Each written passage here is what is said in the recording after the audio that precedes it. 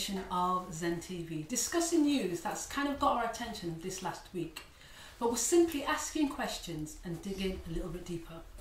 This week, blowing up on Twitter was the whole FIFA scandal, which kind of went full circle.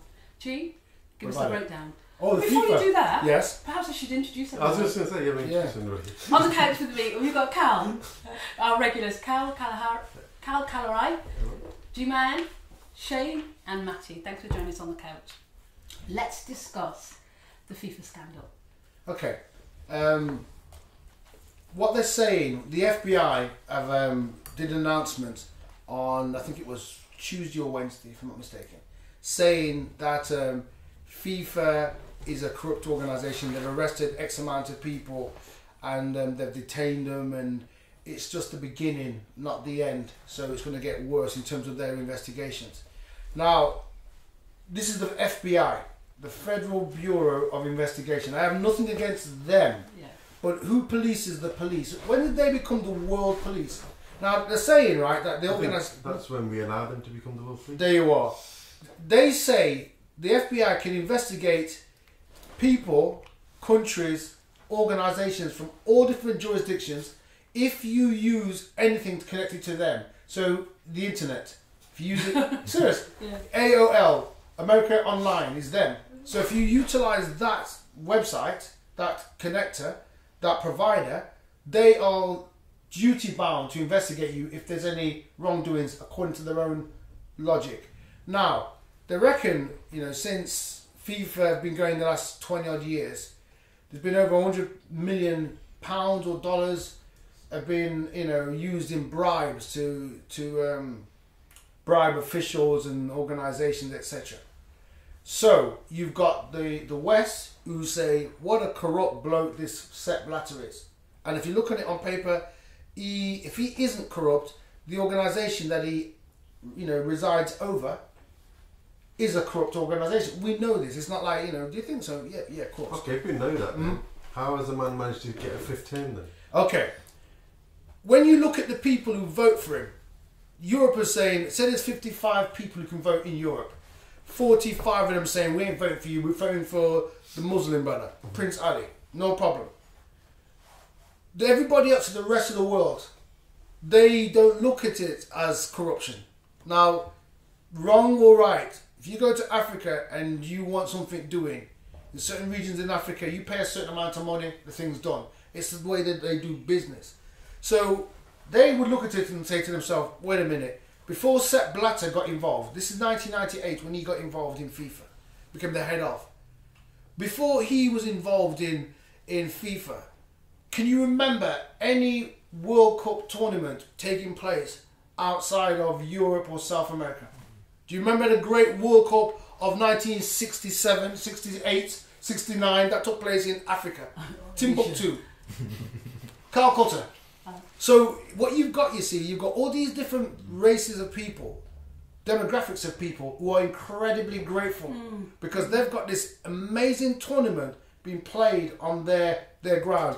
Yeah, I remember when the World Cup in Africa, South Africa, was it South Africa?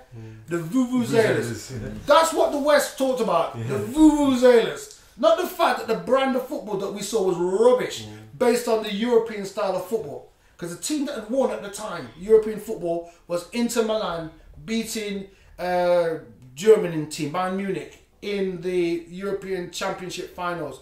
And Mourinho did it by playing this anti-football, again, my opinion.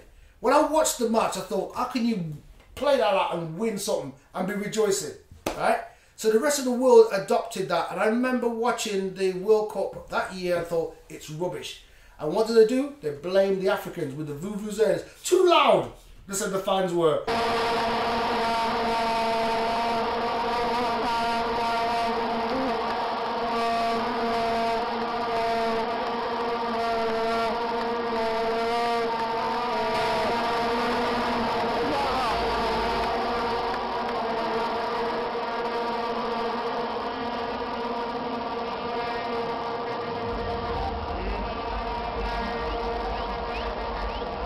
Fans were too loud. You watched the match yesterday in Spain, the King's Cup. You had two nations, regions. you had the Basque area versus the Catalan, and they made noise. They said that they'd never heard the new camp so loud. So fans creating noise is the holy grail. When Africa makes noise, ban them. Ban vuvuzelas, etc. So if you look carefully, the only people that don't like Sepp Blatter are people with a vested interest. I don't necessarily like him, dislike him. They're all corrupt. When you got the libel scandal, which is more than 100 million, happened in a very short space of time. When you look at the banking scandal, where these people controlled the banking system, billions, trillions, but nobody says put these people in prison. So, but when football gets a little bit corrupt, and it is a corrupt thing. But it seemed a little bit of a smoke screen to me, because at first on Twitter it was saying this big scandal here, scandal there, corruption, and then the same guys put back in. Explain it to me. It didn't seem like, it just seemed like this, it was almost like a firework. It went full circle. Yes. Well, the problem you've got, right, the scandal is that the organisation is corrupt. I understand that. America decided, because remember it's America that's behind FBI. Which seems strange compared to world football. Well, America has a vested interest to get involved and destabilise. Why? The next big tournament, if I'm not mistaken, is taking place in Russia.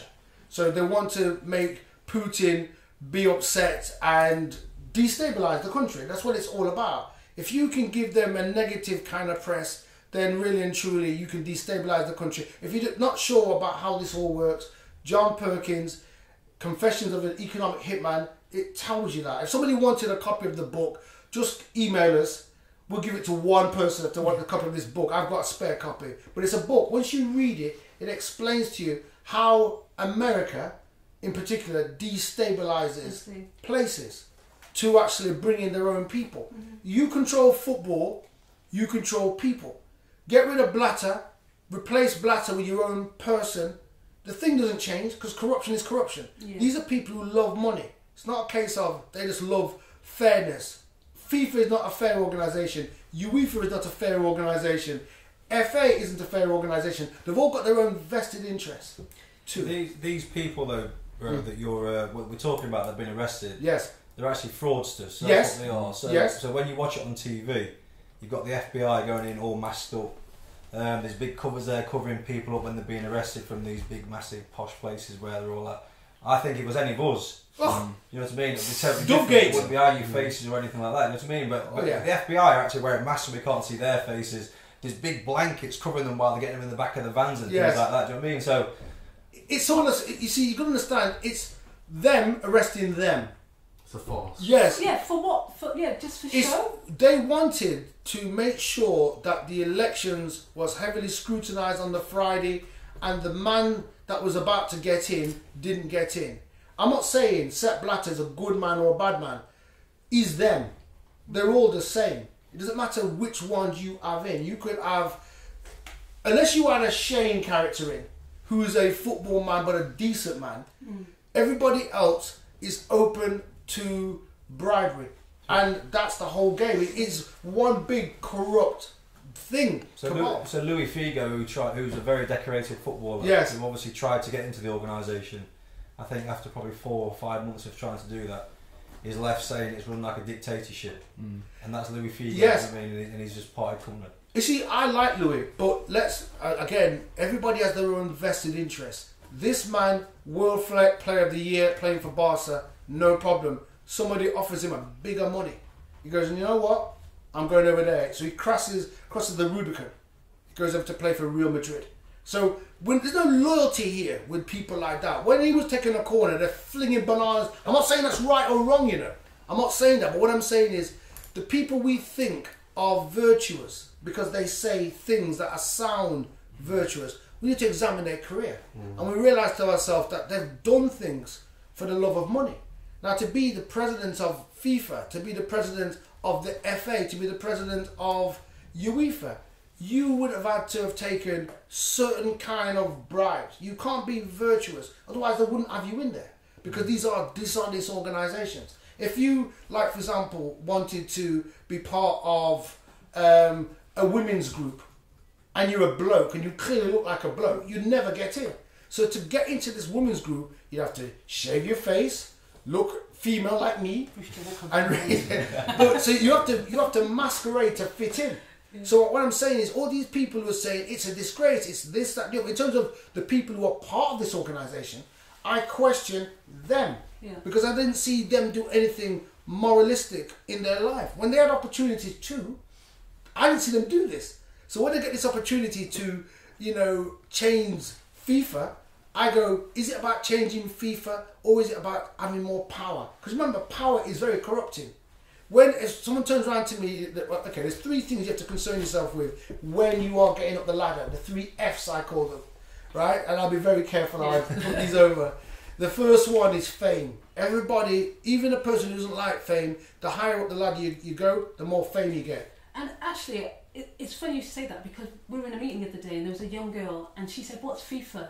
So if you never knew about FIFA before, you do now. Yes. FIFA is a French-run organisation that operates in Strasbourg or in Switzerland. Switzerland, I can't remember. I think it's Switzerland. But a French base. I got nothing against the French. Love the French. But let's go back to the time when that Muslim brother was being arrested in America, who was the head of the International Monetary Fund. Strauss-Kahn. Yeah? When they arrested, the French watched all this happen. And when he got arrested, they replaced him with Lagarde, the French minister. So they get rid of one French brother, bring another French person in. FIFA is French. Don't think to yourself that the French aren't got their own agenda with all this. Well, let's round up, because I cut you. I interrupted you. The 3 Fs. Fame. What's the other one? Let's cut you. 2. Yes, there's fame. The other one... Go to the top. Fornication. It's an old-fashioned term in other, but if you think to yourself, sounds like puck. But at least you way to the top. There you are. And fortune. All 3 of them will follow you regardless of whatever you do. If you're a church minister, if you're the Pope, you're going to have these things in your life or chasing around you. If you are a monk, a nun, a politician, a celebrity, doesn't matter. So they're all crooks. So, you know, police a lot of them. Get rid of money. Who should police them? Who should police them? Me.